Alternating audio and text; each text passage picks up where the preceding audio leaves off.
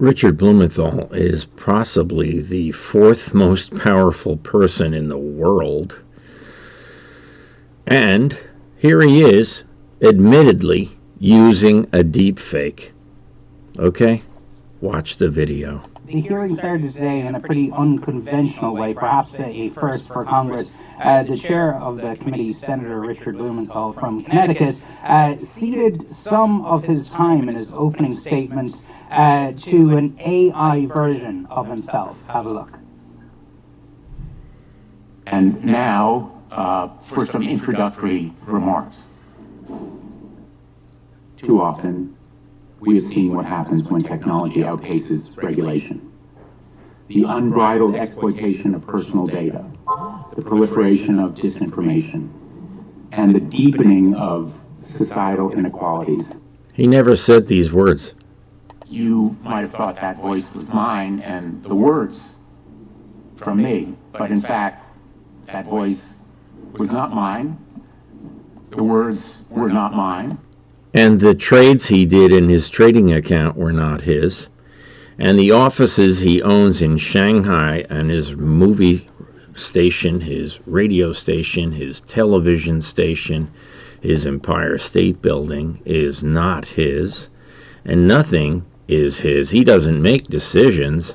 So now he has a plausible deniability defense. Just trying to underline here how powerful not only were the remarks that you heard produced using an AI voice, what he actually said in that part of his opening statement was created using ChatGPT. So it's really just trying to underline here how powerful and how potentially convincing this technology could be. And he even brought up the example himself after said.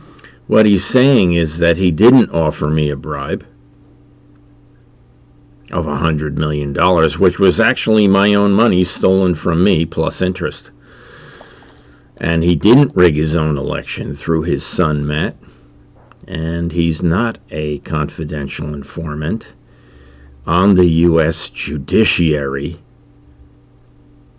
approving judges with his massive team of fraudsters who front-run stock trades like Decision Sciences, which is criminal. You know, while he's in Ukraine, what happens in Connecticut and what does CNN do? What does Altice do? They hand him a card.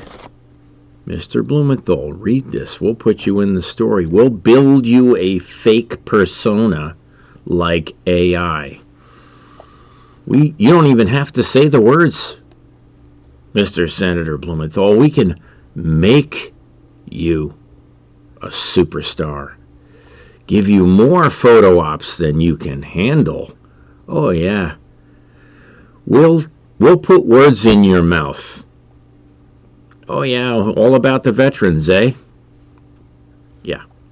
It's all about funding the crime, folks. The crime.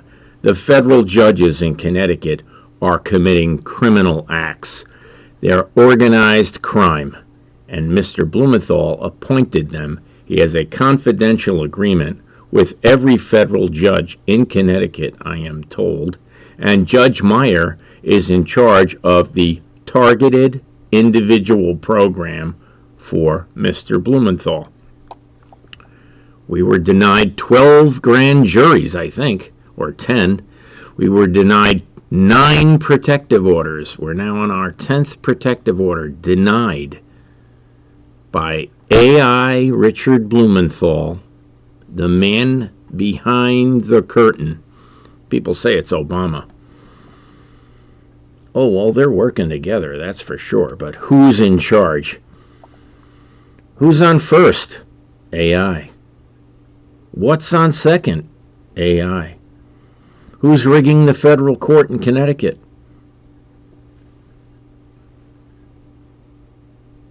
CNN. You thought I was going to say Richard Blumenthal. Who's actually in charge? Not the junior senator. Actually,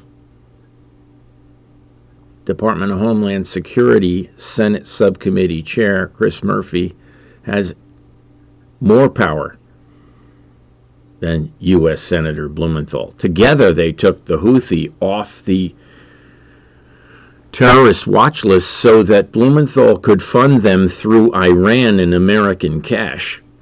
We need to get these people behind bars. We need to put these people behind bars. I am being told as we speak that Mr. Blumenthal has a collar, like an ankle monitor, that someone's controlling him, and that he claimed he was extorted by none other than Richard Colangelo, the chief state's attorney of Connecticut, when in fact the father of the tortured kid is saying the bribe came from Blumenthal.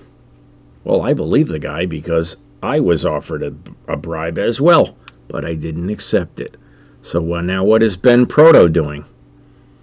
Chairman of the GOP.